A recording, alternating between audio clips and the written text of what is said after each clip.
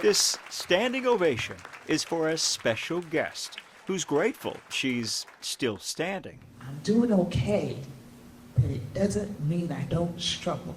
I'm not a hero. I did my job to the best of my ability. I consider myself a survivor. I question why I'm still here, considering that things could have been so different. 21 years ago, in the early days of the war in Iraq, the world watched this image of Army Specialist Shoshana Johnson, the first Black American female prisoner of war. What's your name? Shauna. Shana? The shaken 30-year-old mom and Army cook was interrogated in this recording by Iraqi combatants. It was on March 23, 2003, during an early march to Baghdad. Johnson's unit, the 507th Maintenance Company, somehow made a wrong turn in Nasiriyah and came under a heavy Iraqi attack. That morning of the ambush, I knew something was wrong deep in my soul. Deep in my soul.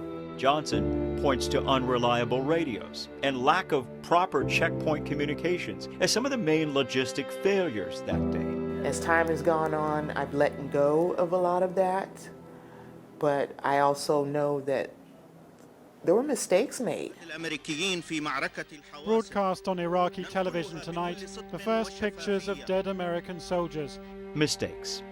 9 soldiers, her friends, were killed in that ambush. Johnson was shot in both lower legs and beaten. I mean, it felt like the whole town was just wailing on me. And the Kevlar came off and my braids came out. And that's when her captors discovered that she was a woman. Still unable to walk, they dragged her into solitary confinement.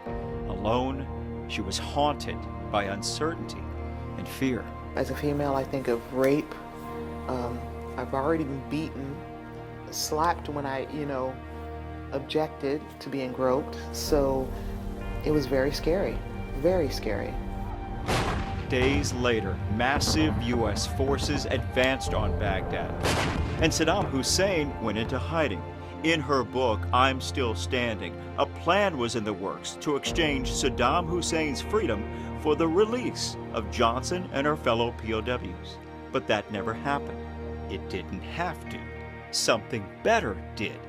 Johnson's rescue by the U.S. Marines. Indescribable, indescribable, the joy. And I knew I was going home. For sure, I was going home. Her 22-day nightmare was over. Her many prayers answered. My faith was there. It gave me comfort through those long days. And it's given me comfort since then. But she still struggles daily with combat-related illnesses like PTSD. We have chosen to focus across our community, the veteran community. I am grateful for what y'all do in supporting our fellow veterans. Which makes moments like these precious. Her story is amazing. I want her to be able to tell the world. Veterans that have traveled this whole world. Spending time with fellow service members like this group, Impact 100 Global Veterans in Charlotte, somehow heals Johnson's battlefield scars that came home with her. It helps me as I try to help them. She's showing them that all she's been through, and look how she's come out. Thankful she's still standing. So, me talking, while at the same time remembering fallen friends who aren't. It means that people don't forget. Because I sure don't. I don't.